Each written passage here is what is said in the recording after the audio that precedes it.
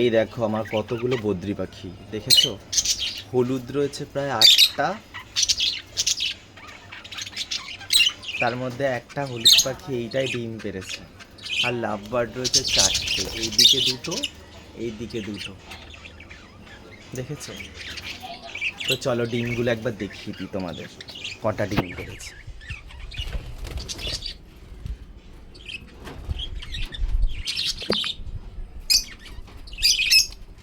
5টার মতন ডিম পেড়েছে, দেখেছো? দেখো সব ভয় ওখানে দৌড়েছে।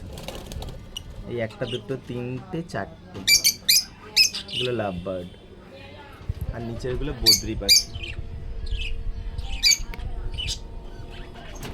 তো এখন ওদের খাবার দেব, এই যে।